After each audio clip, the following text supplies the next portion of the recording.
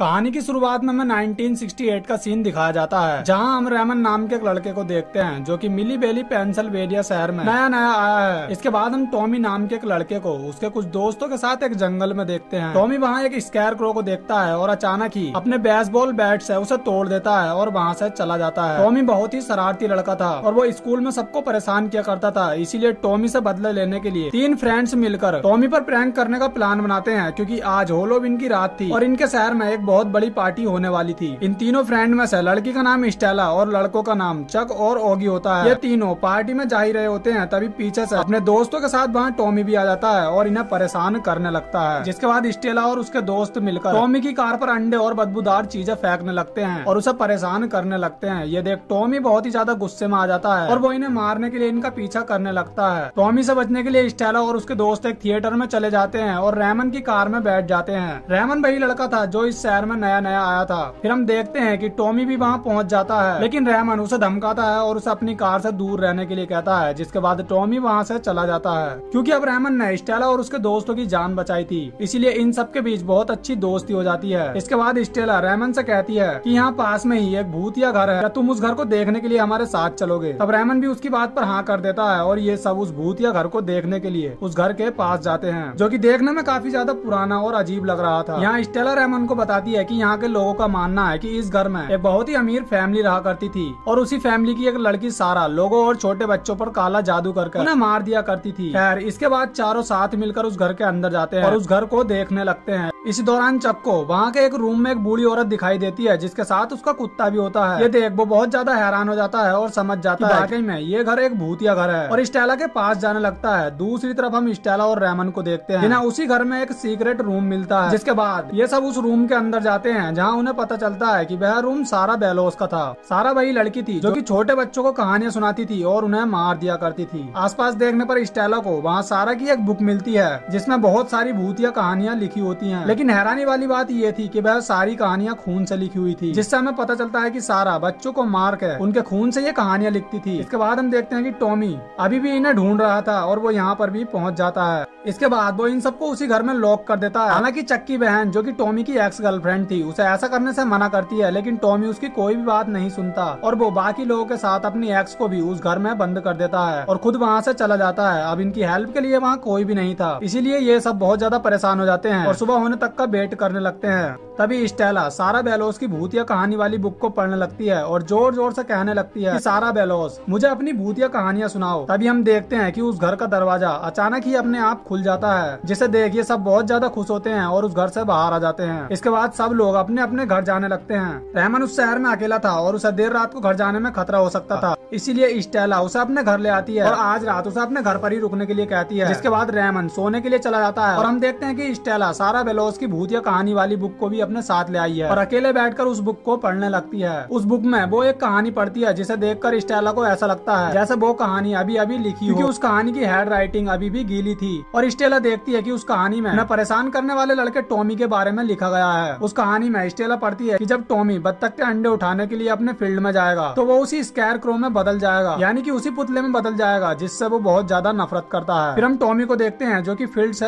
X को इकट्ठा करके अपने साथ ला रहा था। तभी वो देखता है कि उसके फील्ड वाला स्केयर क्रो अचानक से ही जिंदा हो जाता है। ये देख टॉमी बहुत ज्यादा घबरा जाता है और वहाँ से भागने लगता है। स्केयर क्रो भी उसका पीछा करता है और उस पर बुरी तरह अटैक करता है। इसके बाद टॉमी भी एक स्केयर क्रो यानी कि एक पुतले में बदल जाता है और स्टेला ने भी उस बुक में यही पढ़ा था। फिर अगले दिन टॉमी स्कूल में नहीं आया था, तब स्टेला अपने सभी दोस्तों को उस कहानी के बारे में बताती है, लेकिन कोई भी उसकी बात का विश्वास नहीं करता। फिर स्टेला रेमन को लेकर टॉमी को ढूंढने के लिए जाती है। तब वह रास्ते में उसी स्केयर क्रो को देखती है, जिसने बिल्कुल टॉमी की तरह ही कपड़े पहने हुए थे। स्टेला को यकीन हो चुका था कि यह स्केयर क्रो टॉमी ही है, लेकिन रेमन उससे कहता है कि ऐसा कुछ भी नहीं है। अब स्टेला को बहुत ही ज्यादा अजीब लगने लगा था, इसीलिए वह सारा बेलोस के रूम में जाती है और उस बुक को वहीं पर छोड़ देती है, जहाँ से वो उस बुक को लेकर आई थी। लेकिन जब स्टेला अपने घर पर जाती है तो वो उसी भूतिया स्टोरी वाली बुक को रेमन के पास पाती है। हालांकि स्टेला रेमन को बताती है कि वो इस बुक को दोबारा से उसी घर में छोड़ आई थी लेकिन तभी उस बुक में एक दूसरी कहानी अपने आप लिखनी शुरू हो जाती है। अब रेमन भी ये सब देख रहा था, इसीलिए उसे भी स्टेला की बात पर यकीन हो जाता है। हालांकि स्टेला उस बुक के पेज को फाड़ने लगती है, लेकिन इससे वो स्टोरी लिखना बिल्कुल भी बंद नहीं होती। उस स्टोरी में ओगी के बारे में लिखा था। बाद स्टेला ओगी को कॉल करती है और उसे कुछ भी खाने या पीने से मना करती है, क्योंकि स्टेला ने उस स्टोरी में पढ़ा था कि जब ओगी कुछ भी खाएगा या पिएगा तो उसके खाने में एक डेड बॉडी का अंगूठा आएगा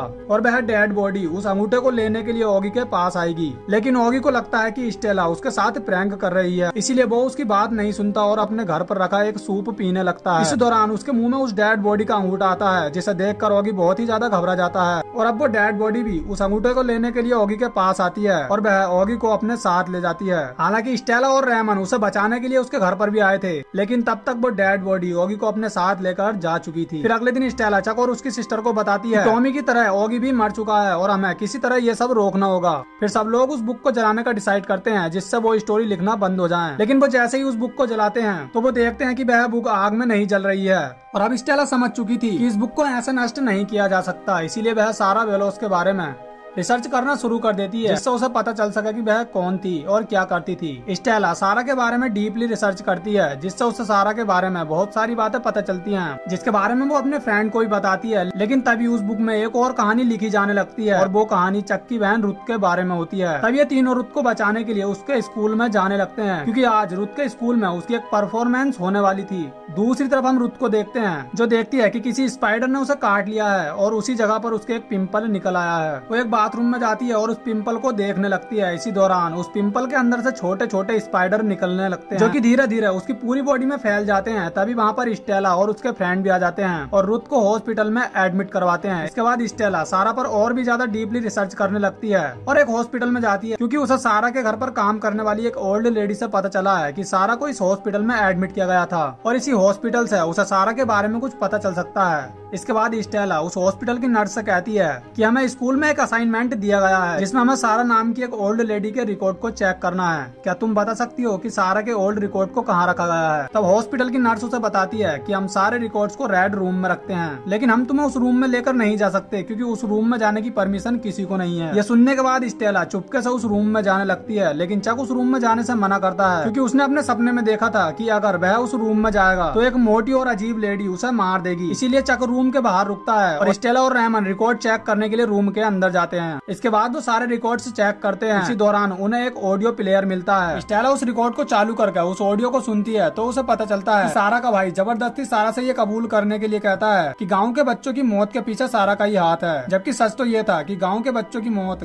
बेलोस फैमिली की लगाई हुई फैक्ट्री के दूषित पानी पीने से हो रही थी। हालांकि सारा अपने भाई की बात को कबूल नहीं करती है। तब उसका भाई उसे बहुत ज्यादा टॉर्चर करता है और उसे जबरदस्ती ये कबूल करवाता है कि बच्चों को मारने के पीछे सारा का ही हाथ है, और उस गाँव के लोगों को भी यही बताया जाता है। इसके कुछ ही दिनों के बाद सारा की भी मौत हो जाती है और वो एक स्पिरिट के रूप में आकर अपनी फैमिली से बदला लेती है। उसने एक एक करके अपनी पूरी फैमिली को मार दिया था और उनके खून से सबकी स्टोरी इस बुक में लिखी थी। अब स्टेला और रेमन को सब कुछ पता चल चुका था। तभी उस बुक में एक और स्टोरी लिखी जाती है, जो कि चक के बारे में थी। उस स्टोरी में चक की मौत उसी तरीके से होती है जैसी उसने अपने सपने में देखी थी। उधर हम चक को देखते हैं, जिसके सामने वही मोटी सी और अजीब सी लेडी आती है, जैसी उसने अपने ड्रीम में देखी थी। उससे बचने के लिए चक भागने की कोशिश करता है, लेकिन वो लेडी उसे चारों तरफ से घेर लेती है और उसे अपने पेट में समा लेती है, जिससे चक की मौत हो जाती है। जब स्टेला और रेमन वहाँ आते हैं तो उन्हें वहाँ चक का पेन मिलता है, जिससे ये समझ जाते हैं कि उस लेडी ने चक को मार दिया है। इतने में ही वहाँ पुलिस आ जाती है और पुलिस द्वारा इन्हें अरेस्ट कर लिया जाता है, क्योंकि ये बिना परमिशन के उस रूम में गए थे। इसके बाद स्टेला उस पुलिस ऑफिसर को इस सब के बारे में बताती है, लेकिन वो पुलिस ऑफिसर उसकी बात को एक मनगढ़ंत कहानी बताता है। तभी वो पुलिस ऑफिसर देखता है कि उस बुक में एक और स्टोरी लिखी गई है, जिसकी राइटिंग बिल्कुल फ्रेश थी और जैसा उस स्टोरी में लिखा गया था वह सब रियल में भी होने लगता है। उस स्टेशन में अचानक से कुछ बॉडी के पार्ट गिरने लगते हैं, जो कि आपस में जुड़कर एक डरावने और अजीब से आदमी की बॉडी में बदल जाते हैं, जिसके बाद वो आदमी उस पुलिस ऑफिसर पर अटैक करके उसे बुरी तरह से मार देता है और रेमन और स्टेला को मारने के लिए आगे बढ़ने लगता है। लेकिन स्टेला किसी तरह पुलिस ऑफिसर की जेब से लॉकअप की चाबी निकाल लेती है, जिसके बाद स्टेला और रेमन लॉकअप खोलकर दोनों ही बाहर आ जाते हैं। वो आदमी उन दोनों का पीछा करने लगता है। तब रेमन स्टेला को सारा के घर जाने के लिए कहता है, ताकि वहाँ से उन्हें इसका कुछ सोल्यूशन मिल सके, और खुद उस क्रीपी आदमी का ध्यान भटकाने लगता है और वो क्रीपी आदमी स्टेला को छोड़कर रेमन का पीछा करने लगता है। इसके बाद स्टेला सारा के हांटेड हाउस में जाती है और जोर जोर से सारा को बुलाने लगती है और कहती है कि मुझे सच पता चल चुका है कि तुम बेकसूर हो। तभी सारा पास्ट में चली जाती है। यानी कि उसी समय में पहुंच जाती है जहां सारा की फैमिली ने सारा को एक रूम में बंद कर दिया था। स्टेला वहां सारा की फैमिली की स्पिरिट को देखती है और वो लोग स्टेला को ही सारा समझने लगते हैं और उसे एक रूम में बंद कर देते हैं। तभी स्टेला के सामने सारा की स्पिरिट आ जाती है। स्टेला सारा से कहती है कि मैं जानती हूँ तुम बेकसूर हो और तुमने बच्चों को नहीं मारा था। मैं तुम्हारी सच्चाई दुनिया के सामने लाऊंगी और तुम्हें बेकसूर साबित करूंगी। स्टेला सारा से कहती है कि तुम हमेशा बच्चों को कहानी सुनाती हो, लेकिन आज मैं तुम्हें एक कहानी सुनाऊंगी। तब सारा भी उसकी बात मान लेती है और उससे कहती है कि जो कहानी तुम मुझे सुनाने वाली हो उसे इस बुक में लिखो और अपने खून को इंक के रूप में यूज करो। इसके बाद स्टेला अपने खून से उस बुक में सारा की पूरी सच्ची कहानी लिखती है और वो उस बुक में ये भी लिखती है कि सारा ने रेमन और स्टेला की जान को बख्श दिया है। इसके बाद सारा की स्पिरिट को मुक्ति मिल जाती है और वो स्टेला को कुछ नहीं कहती और वहाँ से गायब हो जाती है। दूसरी तरफ हम रेमन को देखते हैं जो कि उस क्रीपी आदमी से अपनी जान बचा रहा था। वो क्रीपी आदमी रेमन पर अटैक करने ही वाला होता है, तभी अचानक वो भी वहाँ से गायब हो जाता है क्योंकि स्टेला ने उस बुक की स्टोरी में लिखा था कि सारा ने स्टेला और रेमन की जान को बख्श दिया है। अब इन दोनों की जान को किसी से कोई खतरा नहीं था। इसके बाद स्टेला सारा की सच्ची स्टोरी अपने हाथ से लिखती है और सारा की सच्चाई लोगों के सामने लाती है। हालांकि कुछ लोग उसकी बात पर विश्वास करते हैं और कुछ लोग नहीं भी करते, लेकिन स्टेला को सारा की सच्चाई लोगों को बताकर बहुत ही ज्यादा खुशी मिलती है। फिर हम रेमन को देखते हैं जिसने आर्मी को ज्वाइन कर लिया है और वो अपनी कंट्री वापस लौट जाता है। फिर मूवी के लास्ट सीन में हम स्टेला को ट्रूथ और उसके डैड के साथ कार में देखते हैं जहां स्टेला कहती है कि वह इस बुक में स्टोरी लिखकर अपने मरे हुए दोस्तों को वापस लाएगी और इसी के साथ ये मूवी यहीं खत्म हो जाती है।